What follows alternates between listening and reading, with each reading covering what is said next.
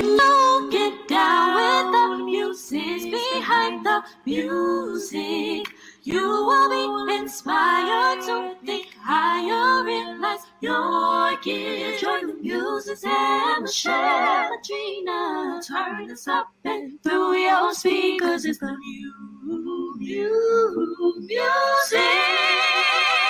of music. Yes, it is the Muses behind the music, and I am your host, Michelle Fallon. Thank you all so very much for being here with us, whether you're coming in during the night, during the afternoon, or in the evening. Right now, we are in the DMV, and it is the evening time. Y'all, I have had such a day, and I can't even begin to tell you how I was ripping and running to make sure that I got here on time because I had something else that I was doing, and God is good and faithful.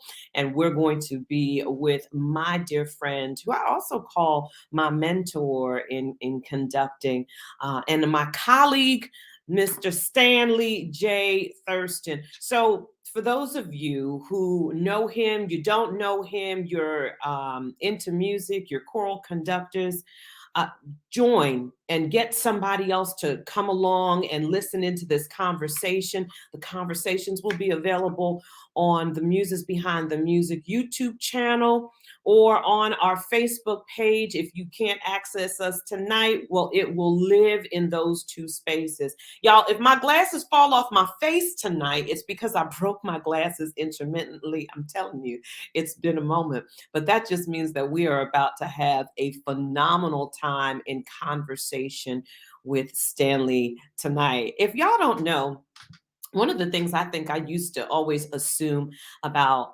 Stanley is that he's just a real serious person. But you all have to know that this brother, he is a jokester. He is witty, and I just absolutely love talking with him. And he owes me a buttermilk pie. He makes the best buttermilk pie. And so if you have an opportunity to taste his food, y'all don't eat the buttermilk pie though, because I'm gonna be a little bit upset that y'all got my share of it. But let me talk a little bit about my dear friend, because there are so many things. I really can't read everything that's here. To God be the glory to have such an extensive biography. I mean, just the opportunities abound, and I'm proud to know him and that I can pull from him and learn from him and in the music industry, and also just life experiences as we're journeying together through this thing. Stanley is and was the artistic director of Men, Women, and Children of the Gospel for Washington Performing Arts. He is artistic director emeritus to us, and we're grateful to have him. And he's led the choir with some of these people that I didn't even know until I started reading the bio myself. But I did know B.B. Winans and Dionne Warwick, Denise Graves, Kathleen Battle, Sweet Honey in the Rock, Wynton Marsalis. I'm just naming a few, y'all. I'm telling you the truth, just a few people, because it's so extensive. He served as the conductor for the of the We Sing Marian Anderson's 75th anniversary celebration that was presented by the Washington Performing Arts, conducting a 250 member voiced choir, which it was phenomenal. If you all didn't get an opportunity to see it, I'm sorry. I'm certain that you can pull up some things in the archives and check that performance out, because it was completely outstanding. Jesse Norman was present. I got to meet the late great Jessie and talk to her for a moment. It was just powerful to be remembering what Marian Anderson had done. And then here you go, Stanley represented, and that he's been all over the place with different orchestras, from the Alexandria Symphony Orchestra, the Annapolis Symphony, the NSO, to Carnegie Hall, to the Kennedy Center, to the Carter Barron, to Strathmore. I mean, the list goes on. He's a graduate of Morgan State University, where he was mentored by the Dr. Nathan Carter. I've had the pleasure of working under him, doing projects with Howard University and Morgan State. And that was an experience in itself. I'm hoping that Stanley will share some Dr. Nathan Carter stories, because if y'all know him, you know that there are some stories out there about Dr. Carter that are hysterical too. He was quite an interesting individual. I appreciated him.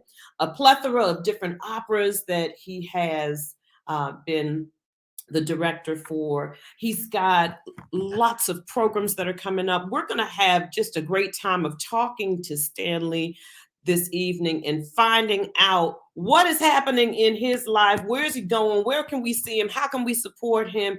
How can we get into this thing? Y'all know how we do on the Muses Behind the Music. So without further ado, will you kindly welcome my mentor, my dear friend, my colleague, Stanley J. Thurston. Hey there. Hey, Stanley. How are you? I'm good. Listen, you know I was a bit frazzled, but I'm good. I'm good. I'm sitting here laughing at you at your intro as you're talking. It's just bringing back all the memories that we have shared. So great to be with you, Michelle. And it's great to have you. Listen, from the very moment that I met you, you know, I was truthful when I said I used to just think that you were just serious. Just that was it. And then I had this one-on-one conversation with you, and I was like, oh my God, yo, Stanley is hysterical. But I don't think a lot of people get the opportunity to see that side. Is that purposely done? No, I mean, no, it just happens that's the way it works out, because I'm always doing something very serious. So I get very focused on what I'm doing. And That's it. Nothing is wrong with that. You know, one of the reasons I wanted to start this whole podcast was because there are so many people who see us in one light, and they don't get the opportunity to see us in those other, like, where we're relaxed and, you know, we're just chill.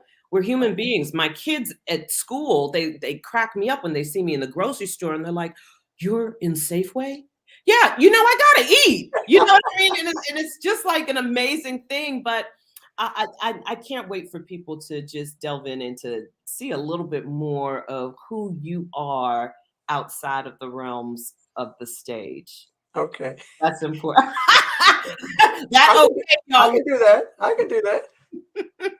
Yeah. You know, I come at it honest. So it's, you know, it's just, I don't know, it's weird because I've been handed the hard things to do. I mean, I didn't always plan to do the hard things, but then they'll just say, well, Stanley, why don't you take this one? Why don't you do this one? Yeah. And that was always the one that would take a little more time and a little more pushing and all that. So yeah. Can I tell you that one of the things that cracks me up now, I know, you know, people who have served or they serve with you in your various choral aggregations, they might not find it funny, but as a director, because I understand what the frustrations and all that are when you're up there and you're trying to get something accomplished, and you got to repeat yourself several times over and over, and they still not getting it. There was one time, Stanley, I got to tell everybody this. One time you told the group to just stop it.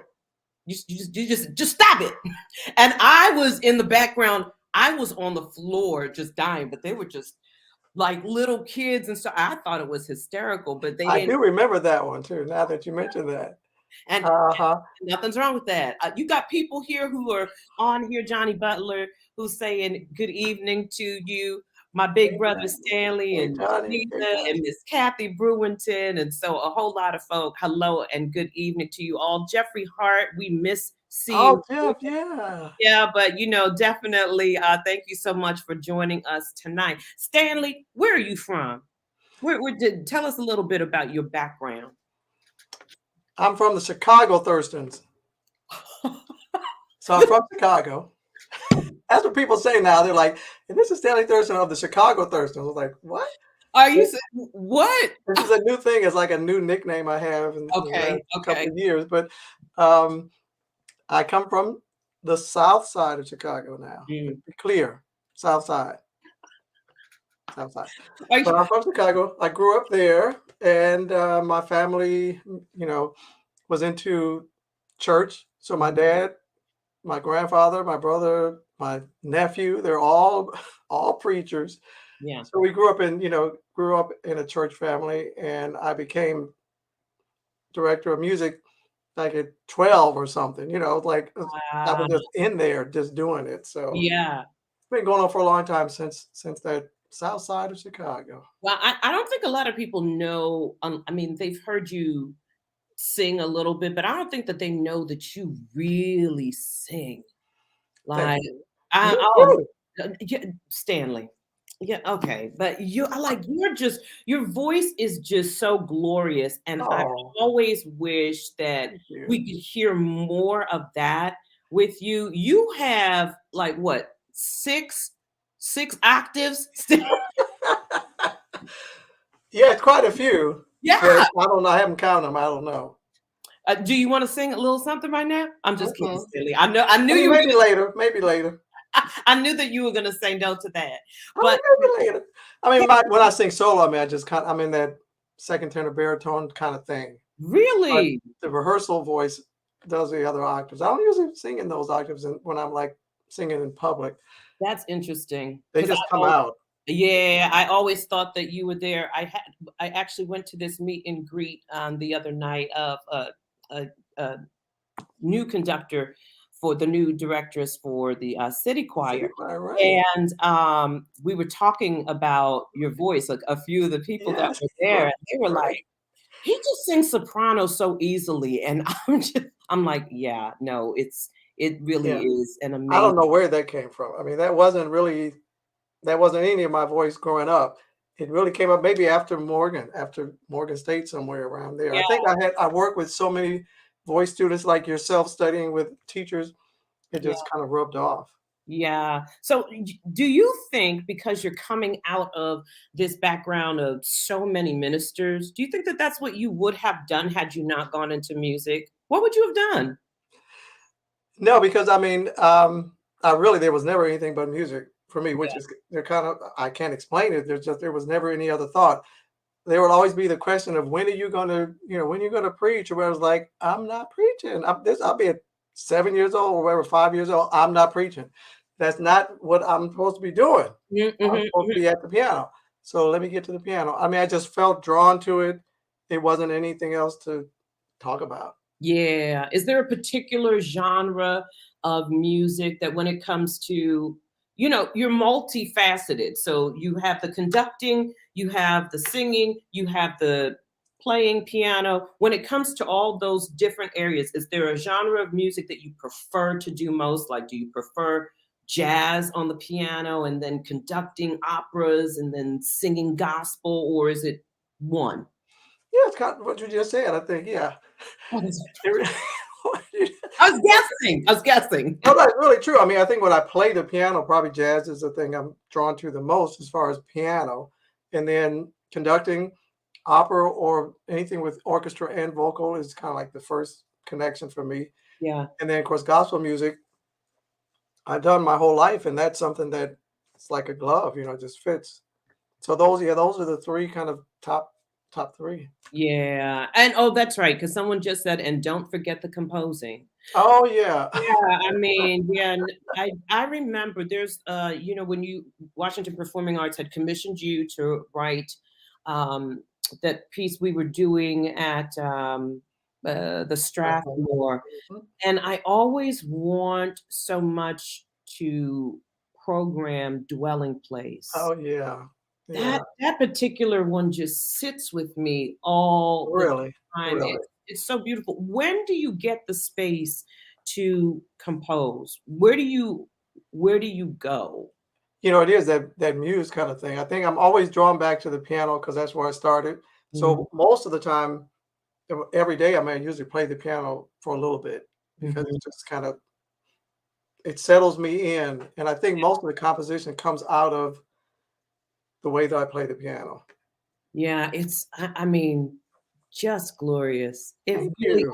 And is. or if it's written for certain people. And of course, that piece I had Anise. a niece of mine, Yeah. and she was going to be going to Manhattan School of Music. So Yeah. it's a mixture of kind of jazz and it has a little kind of a classical slant for the solo that she did. And I wanted to do, I thought of, I always liked that Randall Thompson, Alleluia. So I wanted something that was an Alleluia that the choir would sing. So Yeah. the last movement is just that Alleluia, but in kind of a jazz style. Yeah, that thing is hard. I'm sorry. I was the one you had directing that thing. Oh, yeah, piece of cake. Yeah, piece of cake. Oh, please. Oh, please. Stanley, I've always called you my mentor. From the day that I first saw you conducting and had the opportunity to work with you, I will never forget being so extremely nervous. I mean, I was nervous to the point the first time that we were doing a concert together at the Kennedy Center. I sent myself to the hospital. I know you didn't know this, no, but I'm not kidding. I'm not kidding. I had some major heart palpitations because I was just so nervous. I wanted to do well. Wow. Because you were there. That's so sweet. That's so it's so real. And I've learned so much and I've stolen so much from you in my conducting style. Good. So, I never shared that side with you. And I know that Nathan Carter, Dr. Carter, was such an important, influential person in your conducting life. Did you get to talk to him about those things that he poured into you and the appreciation of all those things? How close? I did. Thank God I did. Yeah, because he just kind of gravitated. He grabbed me from the beginning, and of course at that time he was president of ACDA, I think, or one of those One of the organizations. Yep. And I was, of course, coming from Chicago. I had never met him. Didn't even, hate to say, I didn't even know he was there. I just picked the school because I knew some friends that went to Morgan State. And then I was walking around the campus and I walked past the music building and the door flung open and I could hear the choir rehearsing. And I was like, what in the world is that? Yeah. I mean, it's this glorious, glorious sound that just came wafting out of that space. And I said, well, I do like to sing. So I'll just audition and kind of sit in the back, and singing with the baritones. So I didn't tell him anything about my piano background in Chicago or anything like that. I just said I wanted to meet some friends and have some fun and just enjoy music, not having to work in it. And I think I was at 2 rehearsals, and then he called me up to the piano. He's like, Stanley, come over and play this song. I'm like, well, how do you know I play the piano, first of all? People talk. I never said anything to anybody in piano. What are you talking about? And he had already contacted my high school. He had learned my whole story from all this networking that he had, which I didn't know, through the American Choral Directors Association. So he knew the schools I went to, all I played, the teachers I had studied with, everything. So I was coming from that point. I was kind of all in, and he kind of took me under his wing, and really we got to know each other really, really well. And I got to spend a lot of time, even outside of rehearsal, at his home. He lived not far from the school, had his wife and kids, and he was very generous with, taking us out to dinners and just kind of more of a father figure. So, but he really would be 50%, I would say, of what I became as a musician. Yeah. Did you fear him? I didn't. I think that's why he kind of liked me or whatever, because he was a fearful kind of a guy. Yeah. But I was just kind of determined. It's like, nope. You're not. I'm just doing what I need to do. I'm doing what I need to do. Most of the time I was just playing the piano, but he would ask me to direct and other things. I don't know. It was something, maybe also because I grew up as a youngster in church. Yeah. So, I had come across some really kind of powerful personalities at a young age. So I had to learn how to kind of stand up for myself. That's really a very kind and respectful way of putting it.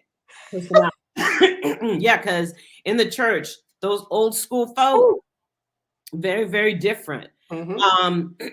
Sorry, got something stuck in my throat. Yeah, do you need some water? Okay. No, I'm good. I do have my water right here. I'm really good. So we have Nathan Carter stories. I didn't get to work with him intimately. I wish I had, but there are. Can you share one good Nathan Carter stories. So I'll give you an example of how folks loves to tell me about the Nathan Carter stories in the middle of performances.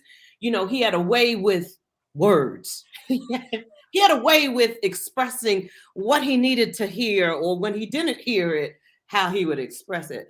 What's a Nathan Carter story that you will never forget? God rest his soul. Oh, there's so many. I mean, Yeah. it just became just the way it was going to be, you know. But he would, yeah, he had a really clear idea about what he wanted at that particular moment. Yeah. From the singer, from the musician, from the anybody that, you know, that was in the midst of what he was doing at that moment. And it could be totally different from, or it was always totally different from what you had practiced. Yeah. So, you know, you could have been the soloist we'd worked with throughout the rehearsal, and then here we are at the performance, and he's pulling somebody else up to the stage who has never rehearsed the song at all, you know, and saying, sing the solo. And if they missed anything while they're singing, he would be giving them words right there, right? You know, his back would be to the audience. Of course, they're facing out, Right. and he is colorfully saying, "You better get the song straight, or hold that note, or whatever you're supposed to do." Right. And they're like, "How do I know what I'm supposed to do? I didn't know what I was supposed to do." And I guess maybe because of my jazz background, I just decided, well, this is what I'm going to play. Whatever it is you're asking for, Yeah. I don't have nothing to do with that. This is what I'm playing. Now you can come around to this or whatever, because I can't figure out what you want, and if I start thinking about what you want, that's gonna mess up what I'm trying to do. You know, Right. So I was like, okay, here it is. Deal with it. I love that. I love that about you, Stanley. I do, and because I don't think a lot of people would ever think that Right, that would be my reaction to You know what I mean? Yeah, it was just like, I don't know. And I think because he was a composer too. And he would kind of be creating in the middle of what was ever happening. So I think he kind of appreciated the creativity. Now, of course, if I went somewhere he wanted to go, that doesn't mean he wasn't going to get colorful with me on stage as well. Right. You know, and I would, you know, whatever, I would, you know, acquiesce to what he wanted to try to do. But I knew I had to keep playing, because the audience didn't know anything about it. Like, you sit up there playing the piano, you're supposed to be playing the piano. Period. It doesn't matter what is going on. So he really taught us how to focus on whatever it is you're going to bring to the table, bring it, and then make sure that it works. You know, that it moves people, and, you know, shows whatever your artistry is going to be. So it was almost like you're like a football team or something. I mean, you really had to. Absolutely. Everybody was in competition at the moment to make whatever was going to happen at that moment work. Whatever you were singing, whatever you're playing, and he always wanted it to be the most that it could be. Yeah. So that's really kind of the way I looked at it. And I remember I guess the one time I think I do remember was we were going to go on tour, and then talking about me singing solo, he was asked me one of the times to like come in and sing this solo like unannounced, and I said no. What? And he just would not have. He was really just forward. Because I mean, I didn't know the song. I was like, I'm not a whatever the range was. It's not my. Because back then, it certainly wasn't my range. Wasn't like it is now. So I think I remember saying no, and I remember he carried on. He couldn't believe it. I'm sure he couldn't believe it. I mean, Dr. Carter he seemed like one of those people who was just like, you don't say no to me. That's definitely what it was. And you know, I'm like, I don't mean disrespect, but you know, he can do it. I mean, whoever, go to somebody else while they're standing here. While you got time before you get going through all this going off stuff now. Right. Find somebody that can sing it, because I'm not going to be singing it. So now, while he's right here, you better let him know you want him to do it, because he has the range to do it. And I think he ended up doing it. Right. Yeah. So who inspires you today? Who or what is inspiring you today? Who are the people that you listen to, that you're looking at, that we can, you know, take cues from as well? You know, I thought about that. Of course, all of my friends. You, first of all, you inspire me. Oh, yes. Thank you. Like Stanley. Oh, thank you. Yes. Oh, listen, that makes me feel like I want to like tear up for real. Thank you. I'm serious. You know, I'm serious, because I appreciate stuff I'm not serious about, of course, but watching as you create, because you have that same issue of creativity that comes into whatever you're doing, and you clearly have mindset for how you want it to be portrayed, how you Yeah. want it to be expressed, how you want the music to be done in this beautiful way, in this dramatic way, in this all of these things, and you're able to bring that out of people. And I remember the workshop we just did, with the spirituals workshop, Yeah, just that was great. watching you kind of work with just a couple of pages of music and people to kind of get to. I remember that moaning section we had at the beginning of that Hellstork piece, and how Yeah, you just kind of honed in on what does a moan actually sound like. And as a singer, it's not just a note here, a note there. It's yeah. the way that you kind of dig into the note, and it's just your way of expressing it has always inspired me. Thank you. I But of appreciate. course, I think of like Thank Nolan Williams, Yeah. Oh, yes. Yeah. and all that he has done, in this, particularly in these last years. But I mean, I knew him even before, Yep. as a early kind of composer, and but now to hear him, with this grace, this musical that he's done, and the performance that he did with the choral arts, with the American Requiem, and the Yeah. orchestra that he's begun. Of course, speaking of orchestras, of course, Darren Atwater, Yes. another one of my big Yes. heroes, and Great names. Yes. like Jason Ferdinand, Yeah. all the amazing things that he's doing. When Jason first came in town, I said, who? I mean, when I first met him, who is this little Stanley Thurston that I am seeing? Sorry, I never told you that, Jason, if you're listening. Always. I mean, there was just the movement. He just reminded me so much of you and his passion and the quietness about Right. his spirit, but yet commanding and pulling from the people exactly what he is expecting to hear, what he wants to deliver. I mean, just Yeah. And powerful. you hear the Ferdinand singers now. I mean, it's all encapsulated in what you're hearing. Amazing. Yeah. DC is shifting. And it's like as we see, gentrification happening in the city and so many different changes on the political fronts and the education system, the way that we're living, economics, yada, yada. The arts is a huge part of the change as well. How do you see yourself maintaining all of what you do amongst this change? How do you recreate Stanley Thurston? Are you thinking about recreating? I mean, is that a part of it, or you're just like, I'm here. This is what I'm going to continue to do. What I do. Okay, yeah. I mean, it kind of is, yeah. Only because I'm kind of transitioning into more traveling and more leisure time, and Yeah. not, because I've been in that sort of into all of that for so long. I mean, because again, I started Yeah. early teenagers, so we're talking over 50 years. So I mean, I love it, I love it, I love it, but it's just I'm so happy to see others kind of stepping into it, Yeah. um, and I'm almost just as welcome to observe it than to be doing it. You know, now, because I mean, it's just so much that goes backward when you Yes. work backwards from the day of the performance to all that kind of goes into it, and it's wonderful, and I really appreciate all that has happened. But I mean, I really think I'm just kind of I'm good where I am, Yeah. and I can't. I've been so blessed to have experienced so many things. I was saying, there's not really something else I'm egging to do, Mm-hmm, because mm-hmm. I really am just grateful I've been able to experience all that's already happened. I really just want to kind of work in situations where I can feel fulfilled, and for what the talent that I bring is what people want to hear. Yeah. You know what I appreciate so much about you, that I think one of the reasons that make you and other people who do this so successful is that you are not afraid to share the stage. You don't have any fear of this person's going to take my spotlight to it. It's just like, here you go. Like, I want you to be here, Oh and my I'm going to God. lift you in that space. I see so many people who don't do that, and they are less than successful Yeah.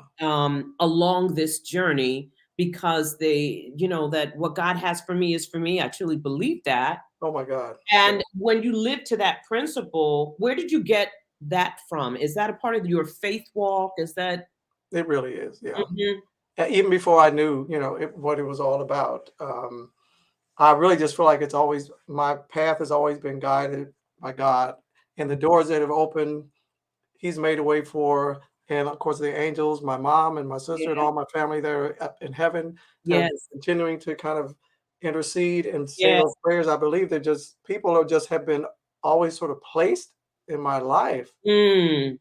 and it's just I just have learned to kind of to trust that, which is why I don't have any inhibitions about sharing with anybody else because that's not mine. I mean, whatever you have is yours. I mean, I do want to the person to actually do the work to get there. I mean, I don't like Right. people sort of shuffling their way up that haven't actually done the work or just doing it for the grandioseness, but not putting in the time Yeah. and the rehearsal and the motivation of the people that you work with.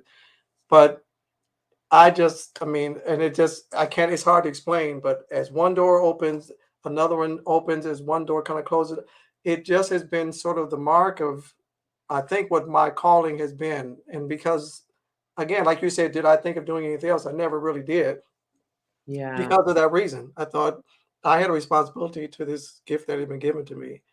And if I was true to it, then the doors would continue to open. That having the responsibility to the gift that is given. Oh my gosh, Amen. Amen. that is a huge thing that you just said. Talk about that. I'm seeing a lot of people who are in this space where they are creating their own groups now for a variety of reasons. How did you come to the space where you said, I want to create an ensemble? Did you find that something was missing within the music community, and you needed it? Yeah. How did that happen?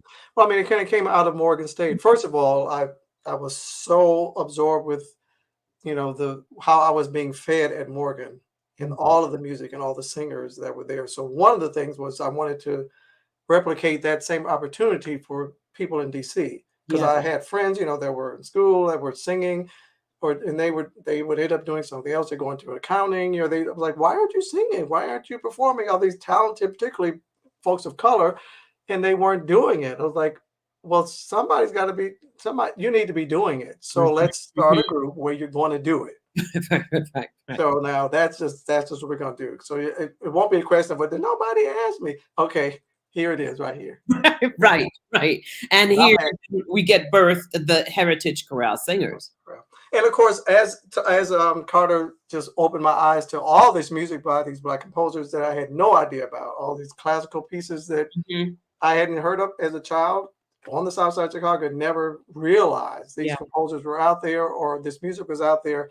And it was almost like, oh my God, we have a responsibility to kind of people need to hear this music. yes, And so I thought we have to have a mission that will try to keep that music out there in front, allow more opportunities for folks of color at the time. There were a smattering, of Black singers in Washington National Opera and a smattering in a couple of the courses, but I was like, there are a lot more than these two or three people I'm seeing around mhm, here. right, And even the choirs themselves, were primarily not choirs of color. So I was like, I know we're here. So why isn't there one? It right. doesn't matter why there isn't one. Start one, Start one. and it will be one. So So, it seems to me these days I've been doing a lot of facilitating in different workshops with diversity and inclusion. And many choirs who come asking the question, I think there's a level of fear, and I'm specifically speaking about non Black choirs who want to sing the works of the Nathaniel Debts. And all of the Hailstork and the Black composers who are out there, but there's this fear of doing it because they want to make sure that they're doing it right. Or are we allowed to? I'm always blown by that question in all earnest. Like, are you allowed to sing Black composers? What? Yeah, of course. Like, what do you say to people? And I would love for those who are online with us now, if you've got questions about this or comments about this, because this is just where we are. What are you saying to those people who come and they're asking you about? is it okay for me to sing a spiritual? And I appreciate that there's a respect level. How do I sing a spiritual? How do I teach it? Like it's a foreign entity to most. Yeah, I hear you, and I've heard that so many times, and of course, I understand the trepidation. It's mainly because I think sometimes of the reaction that they would get from, the audience or others, when Mhm. they do it. Um, and I guess I've seen it kind of ease over the last years where groups are more comfortable doing it. It's taken some time, but I mean, my first thing I would say to them is, do it. Yes, of course, do it. But the second thing would be is to learn how to do it in the right way. Right. And there are people out here that can help you do that. So reach out to somebody that has more experience in the field or in that art form, and then work with them or have them work with you or have them work with your group.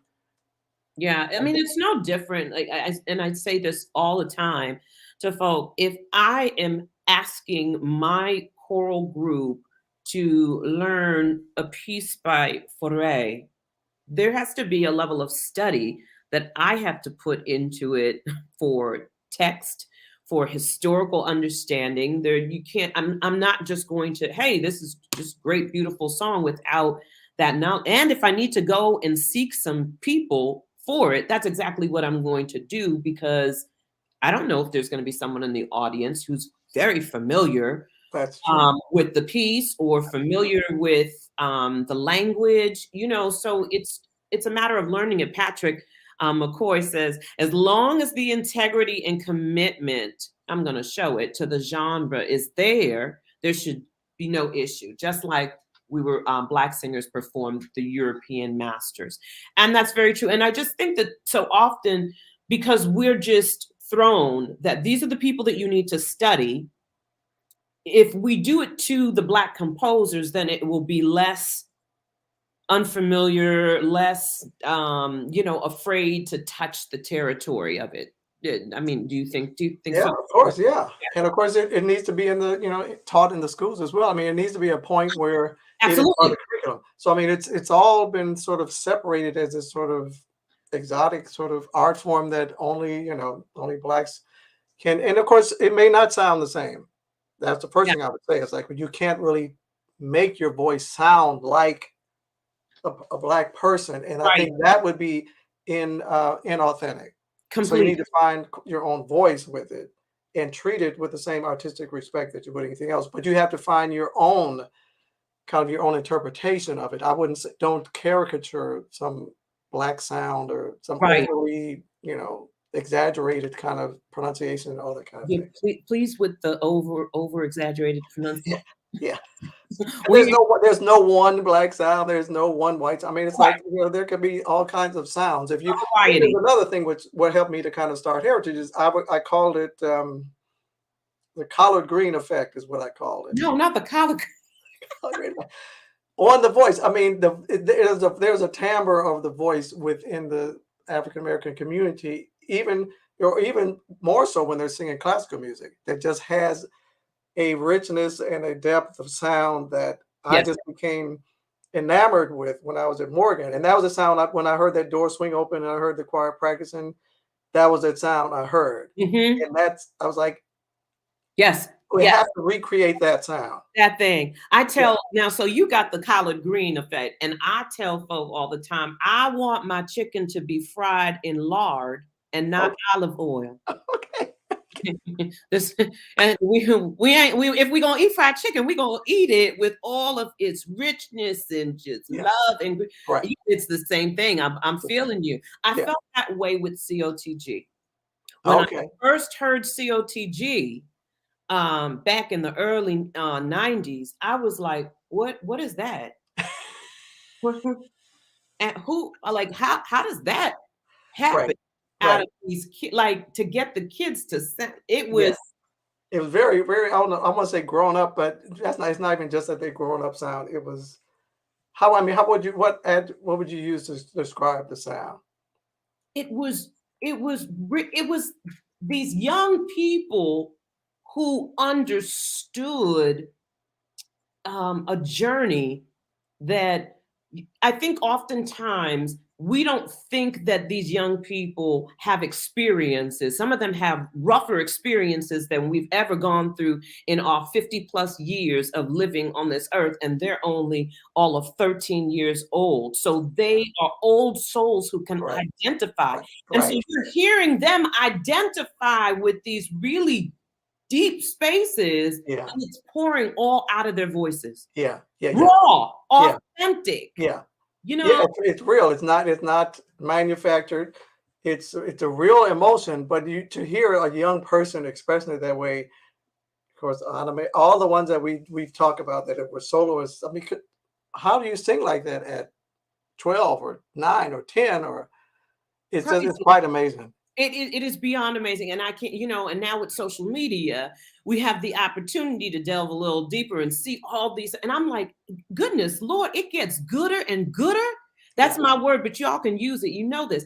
And I'm just like, how does this happen? I listened to this little 10-year-old girl who was singing some jazz the other day, and I thought the ancestors are all in her vocal cord.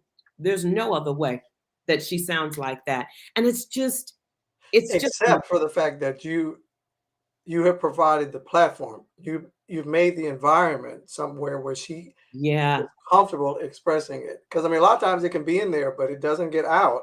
That's when good. It gets squashed in or whatever. And that's why I talk about your inspiration. That I mean, you have to create the stage where the person can fully express what's in them. Yes. It's that safety. It's that area. I was talking to a group of educators today, and I've been saying this lately because I know now that why a lot of these people come into music isn't always for, I want to know the intervals and I want to, it's because they feel like they can be heard, their voice, they can express themselves, be who they are without judgment, without confinement. And that's what we as conductors allow them to do on the stage. Well, certain personalities do. Some, it's like a two-edged sword. Some conductor, some people actually kind of squash that, and that I'm not sure if they always are aware. Sometimes when you're so strict about it, people do the opposite and they sort of retrench inside. So you have to understand your effect on people in that kind of environment. And be the one that can be the conduit, to the artistry that's coming out in front of you. And that is sort of a gift thing. It's not a good or bad thing about one person or another. Some people are gifted to be able to do it. Others don't even realize that they're not doing that. Do you allow yourself to be free when you get on stage? When I get on stage, yeah. And that's why I think that's why I work so hard in rehearsal, because I want all of the information, the T's to be crossed and everything to be taken care of so that we can be free on stage when the time comes. Yeah. I don't want to be working hard a day or two before the thing. I mean, I want that to be all finished. Sometimes it's hard to get people to understand, 2 months ahead of time, that now is the time to really work that hard. Right. Because like, well, this is 2 months from now. Why we have to be so hard? He's not understanding. This is how you get to be able to be free on stage if you do that now. Right now. Today's the day. Jason has a quote that talks something about, learning how to master things in the rehearsal moment, right? It really, that's just part of the quote that changes the context. But I was like, that's so very true. And we have to teach them that when we are in the rehearsal time, it is not your practice. It is going through what you've already practiced, and we're trying to perfect it in there. I love that so much. I'm trying to teach the hard-headed youth. I know it's a hard thing to fathom, and I don't know. It kind of goes a little bit against human nature, because it's 2 months from now, or you've got all these other things on your mind, or school and all this other stuff. To stop and just focus that much is tricky. Yeah. Well, listen, you all have a lot of things. You personally have things coming down the pipeline, and I want you to share with us some of those things that are happening, because they are really important and their collaborations, as well as things that you're curating into the community. Will you share with us some what's happening? It's amazing. Again, some of these are things, I just happened this year for the first time. But of course, when it comes to the closest things, I'm conducting the 4A Requiem at Foundry United Methodist Church this coming Sunday. So tune in to foundryumc.org or come by the church on 16th and P, 9 o'clock or 11:15. So I'm blessed to be in a situation where this is a ministry that does major choral works as part of the worship service. Mm-hmm. So this is communion service, but the music is the 4A Requiem. Yeah, I love it. So, and of course, you talk the Holy, Holy, Holy is part of the Sanctus, which is in the Requiem. The Agnus Dei, the Lamb of God takes away. I mean, that's all. It's all in the Requiem. And of course, this is All Saints Sunday, so it's a remembrance of all those that have gone before us and have gone on to transition to another life. So we're remembering, the saints. So that's in there as well. Right. So that's coming up this Sunday. And then, of course, Washington Performing Arts, 30th anniversary of Men and Women of the Gospel on November 20th. We're getting ready to celebrate. Yeah. Yeah. And it's amazing because all three of the kind of artistic directors that have been part of the program for so many years are part of the program. Hopefully I'm free to say that. No, I think the advertisers say special guests. There were special guests. Like, well, we're special guests. But anyway, we're so Evelyn Simpson Currington is on the program. I'm on the program, and Theodore Thorpe. So it's like those three those three terms of artistic director.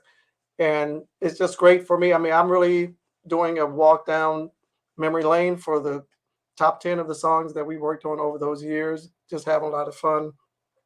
Evelyn, of course, her arrangements are through the charts, That's what she does, arrange. Yeah, she arranged and let her sit down on a pipe. Oh, yes. Well, I think you have to play a piano solo. We don't have a pipe organ at this this venue, but you play a piano solo, and just whatever, just to hear her arrangements are just amazing. And of course, Theodore brings all the new energy. We're talking about the next generation. Yes. There's Mr. Theodore, and of course, all his work that he does with high school singers and all the school choirs, and his work with Jason, the 8 Orleans, and all of that. And of course, Morgan State as well. He brings all of that. Alfred Street, he's at Alfred Street now. Yeah. So then, of course, great to be work with Tony Walker. Just amazing, my amazing musician, my man, Tony Walker. Yeah, just amazing, and all the rest of the troop in the band there. So looking forward to that. That's in Montgomery, the Arts Center, Performing Arts Center at Montgomery College. So right off November 20th. 20th, right? Okay. So get your tickets. Come on by. It'll be a good, wonderful celebration. You'll probably know quite a bit of the music. That's right. Y'all come on out. And not only, men and women are celebrating their 30th year. This is just the season of anniversary, because then the following is Children of the Gospel too. So this is where we start. We started with men and women. We got to be out there and support November 20th at the Montgomery Performing Arts Center. Right. Right. Something. Okay. Right. Right, Georgia Avenue and East West Highway. And what is it that you are getting ready to do at the National Cathedral with the Cathedral Choral Society? Yeah. And actually, they're going to be featuring one of my arrangements. You were talking about composition. So one of my arrangements for their Joy of Christmas concert on December 11th. Okay. And this is also the wonderful chorale that we've started a partnership with to start this I Too Sing America project, with a focus on music by Black composers. And this, what we were just talking about, is should a Black choir be singing Black? All this is all part of the project itself. The answer is yes, and let's do it together, and let's learn how we're going to do it. And yes, and let's do it again. Yes. So we're going to be doing Hell Stories Done Made My Vow in May 14th of 2023. But I'm going to be on the program for the Joy of Christmas with one of my arrangements, and I'll be playing the piano. It's sort of a jazzy kind of a piece. It's a Sweet Little Jesus Boy that I arranged. I love that. And I have to take a moment to show folk just a little bit of the clipping of the Sweet Little Jesus Boy that you did in the arrangement for. And this was during the Gospel Christmas at the cathedral. Right. What year was this? Oh, I don't remember. A couple years ago. Okay, it was a few years ago, but Yeah. Here we have the Heritage Chorale was singing this, as Yes. well as were there other people? Men and women of the gospel were there as well. So we're all on stage together, but this piece was done by a small group from Heritage Singer Chorale called the Heritage Singers. Check.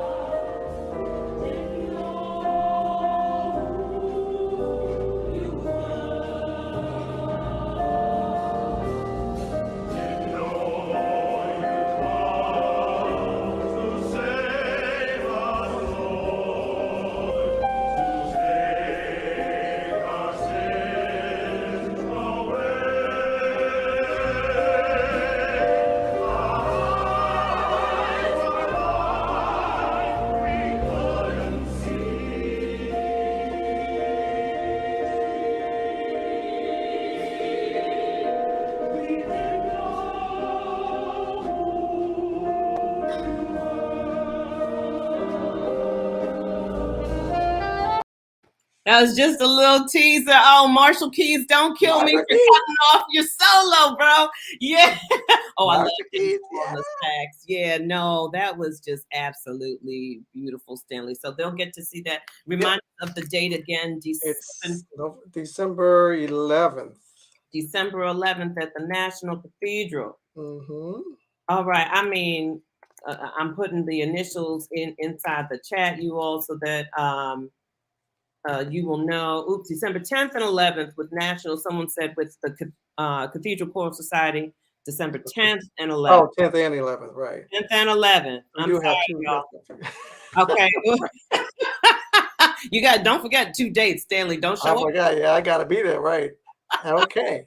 Don't just show up for one, for both. And then on November 21st, that is the women's 30th anniversary kickoff. 20th. On the 20th, not the 21st, on the 20th of November. Right. Celebrating the 30th. Mm-hmm. All right. So you all need to get your tickets, or tickets are on sale right now. Go to WPA.org, voiceperformingarts.org. Okay. There's so much information. And if you all miss it, you can go back into the chat and you can check it out and you can write down the information, or go back and listen to this and share this podcast with other people. I do have 2 other questions for you before we cut off tonight. There's so much really and truly I really want us to be in conversation with, but we only have a short amount of time. Tell us a pet peeve of yours. Oh, me? Yeah. Bad cooking. Hey! Why would anybody waste the time with some bad cooking? Knock my camera off. Bad cooking. Why bother with it? Amen. So, Stanley, you are a chef.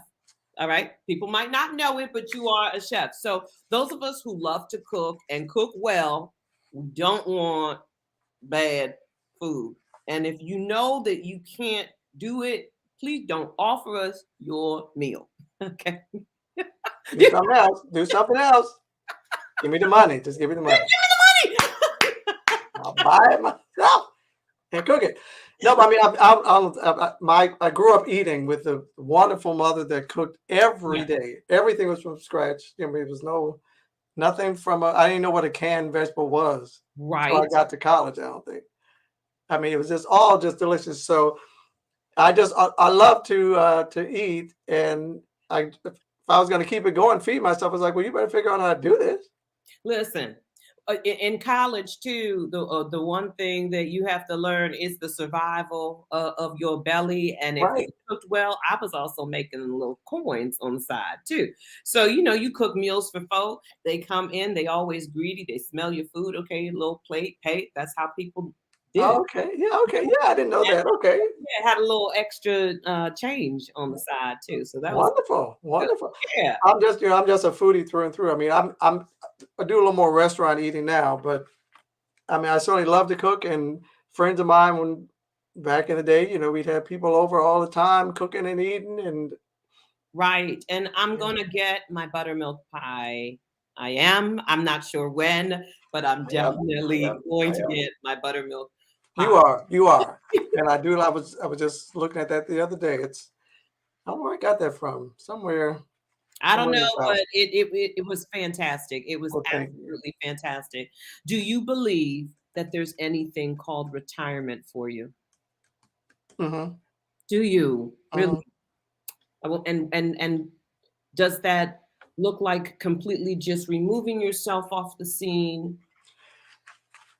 I don't know. I mean, because again, things sort of evolve, and now this what's come up with. I've been asked to curate some concerts, so I'm curating Yes, a concert at Kennedy Center Terrace Theater in January with the post classical ensemble, and that might be something that I might like to do. yeah, I can sort of help create the program. There's another, of course, their artistic director will do the conducting, and I can suggest friends that would come in and participate, and then yes, I can go sit down and and enjoy. enjoy the And whole. enjoy it. Yeah, I was listening to Oprah this morning, and in one of the broadcast interviews that she was doing, and she said, I always told my staff that there will come a time.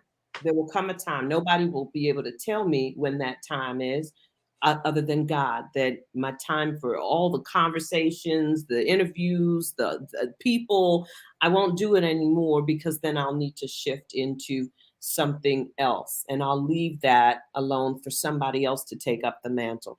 And so, here it is. The curations maybe now is the direction, and other people will pick up the mantle. And Amen. of course, composition. Maybe I'll get more into composition. I have a lot of pieces I've started that Yeah, I haven't had time to finish. yeah, And of course, I think I'll always do kind of cameo where if it's someone I really just have always wanted to work with, or a special set of music or a special circumstance, step in a little here, a little there.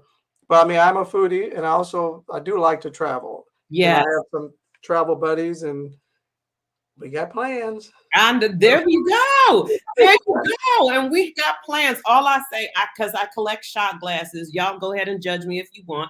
And I bless each one of them. So wherever you go on ahead and get a shot glass for a sister. I appreciate Okay, okay, okay. So there'll be more. There'll be some of those coming because I yeah. know it. I know it. That's what I'm trying to get right there to where you are. Stanley Thurston, I so appreciate you on so many levels. And I thank you so much for giving us a bit of your time tonight to just share with us and make us laugh and smile and tell us a little bit more about who you are and all these great things that are coming up your way. To all of the Muses who are on tonight, or whenever you get an opportunity to jump on, to go on ahead and share and look up Stanley. Come out to these performances. I promise you, you will not be disappointed if you have never seen Stanley in action. Hey, by the way, Stanley, I got my cutoffs. I want you to watch my cutoffs because I got that from you. I got my cutoffs from you. All right. Yeah, Good. they are. I love it. I love it. Well, and I'm like, And let me just say thank you, Michelle, for being my friend oh, and for just bringing that lightheartedness. I remember all those times we would be sitting in rehearsal, preparing for events, and immediately we would just start laughing. yes, It was a natural sort of a chemistry that just developed right from the beginning, and it was just helped us both to kind of disarm all of the stress of what was going on. yes. So thank you for being my friend, and thank you for being that partner that always lifted my spirits. Oh, thank you, Stanley. Thank you for being a There friend. you go. I want you to sing it, Stanley. Sing it. Take Thank us you out. for being a friend. Okay, then. Y'all got the high note. Y'all got the high note tonight.